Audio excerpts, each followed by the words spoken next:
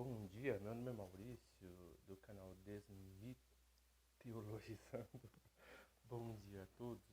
Hoje eu quero dar para vocês um estudo, né, sobre a origem do proto-alfabeto, né, ou seja, do alfabeto hebraico, que é chamado de Kitav Ivri, né, chamado a língua de Eber, né, que era do povo que ficava além da região, né, do Jordão, né, o povo que morava além do rio.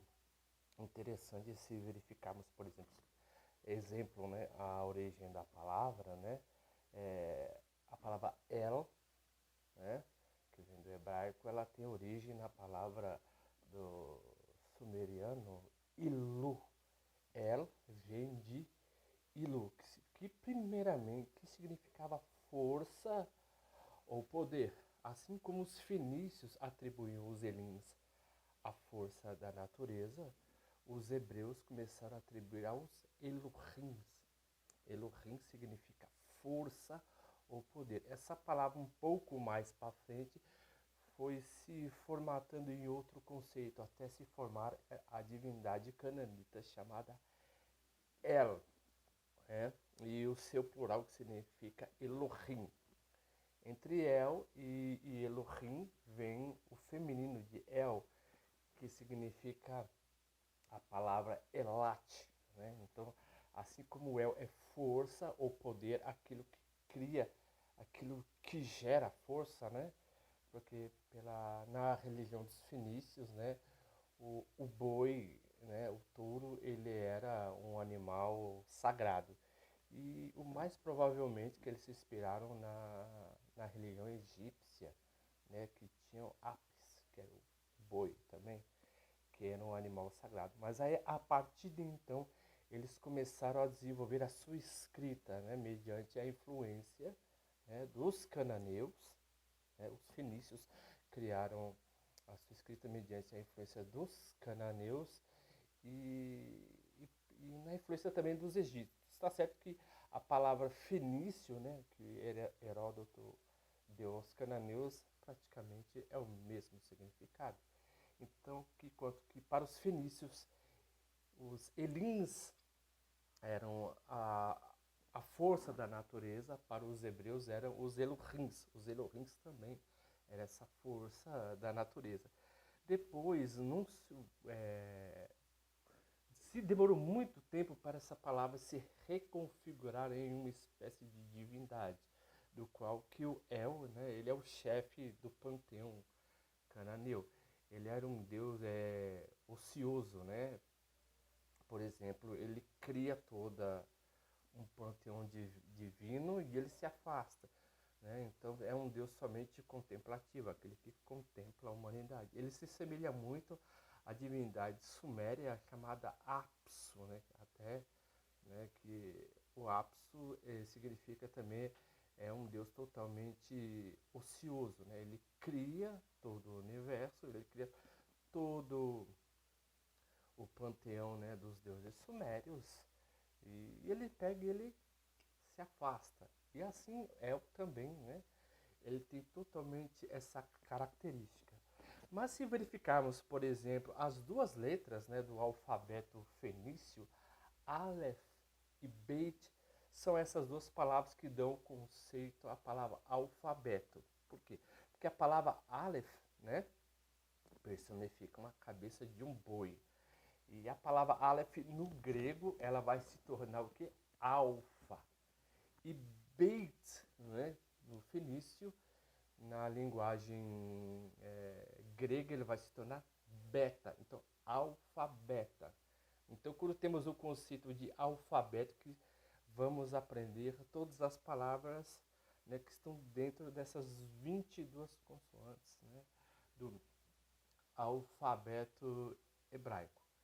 O interessante é que até mesmo a palavra El ou Il, né, na religião suméria, até ela é personificada pelo deus An, né, que significava até mesmo estrela, né, ou uma divindade. Né? Então, para os fenícios, por exemplo, Os Elins eram as forças da natureza, ou seja, a planta é a força da natureza, seria uma espécie de Elim. A estrela era uma força da natureza, né? Que significa também uma espécie de Elim. A palavra planeta, ela vem do grego chamado planetos, que significa errante. Então, como as religiões, né, mais antigas, a sua concepção acerca da astronomia era precária, vamos dizer, comparada à época de hoje, então eles atribuíam, né, a essas forças da natureza um certo tipo de mitificação ou deificação. Mas eles usavam isso para compreender a realidade que os circuncindava. Então, a partir dessas forças da natureza, eles foram criando até o seu próprio alfabeto. Interessante se verificarmos, por exemplo, o que veremos nos outros vídeos, né? As letras do alfabeto hebraico, que são totalmente consonantais, elas se personificavam na realidade do seu dia a dia. Por exemplo, a cabeça de um boi, que significa Aleph, é uma linguagem muda. A palavra Beit, né? Então, a palavra Beit significa o formato de uma casa egípcia, né?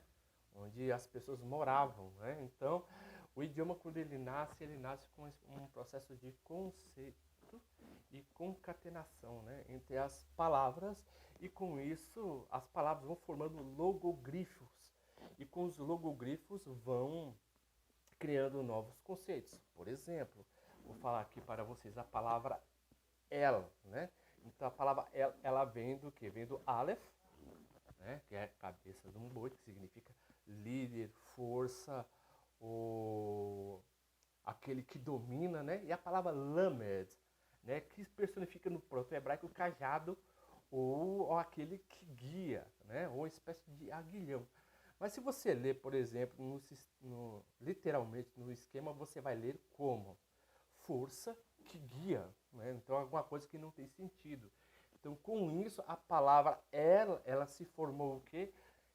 Ela personificou na palavra de força, uma força primordial, aquilo que guia, que cria e que guia, por exemplo, a sociedade da época. Então o El era a divindade que guiava todo o panteão cananeu e guiava toda a humanidade. Então esse conceito, né, do logogrifo, né, as palavras vão tendo novos sentidos e elas vão se reformatando a questão do tempo. Por exemplo, se eu vou falar para você aqui uma palavra em inglês, carpet.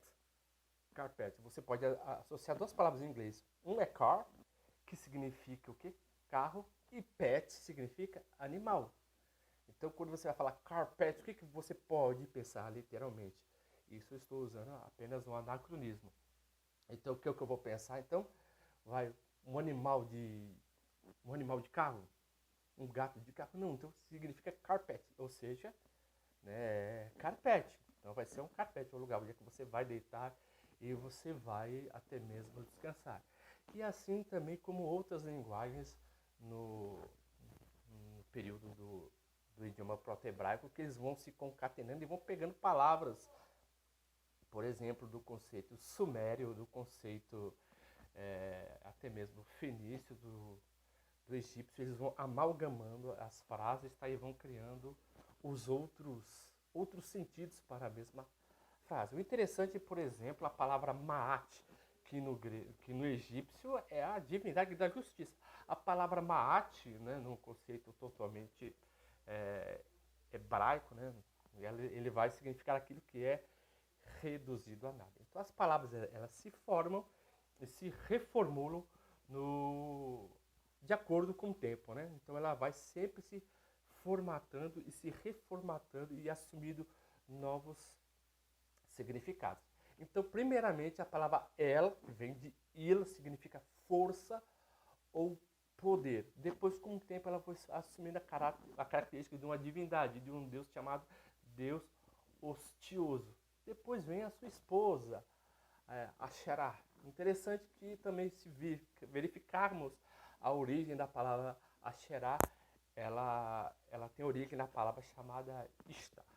Mas não é o conceito dessa aula. O que eu quero trabalhar com vocês, né, a partir desse nosso primeiro vídeo, é falar sobre a origem do alfabeto hebraico e como ele se reformatou no longo da história, né, e qual o sentido que essas palavras vão tomando quando o povo hebreu vai, né, sofrendo a influência de várias nações, né?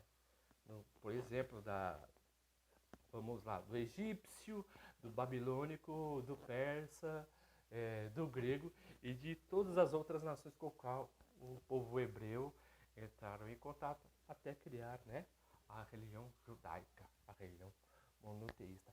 Muito obrigado a todos e até o próximo vídeo.